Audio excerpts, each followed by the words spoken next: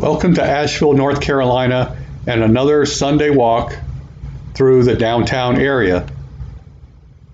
You see that it's rather chilly this morning, only 38 degrees Fahrenheit, and we're both bundled up pretty well.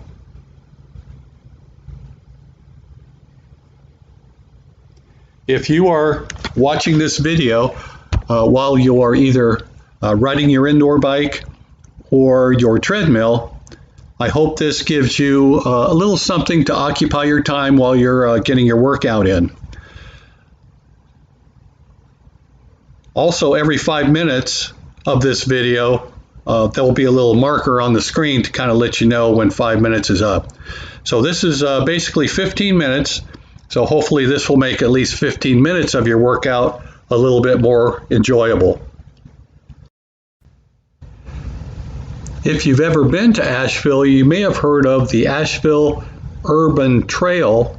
And what we're going to do right off the bat is show you the first two markers of the 30 that you can find if you just kind of walk around Asheville. So this is the very first one. And the other one is right across the street, and I'll show you that one in a minute too.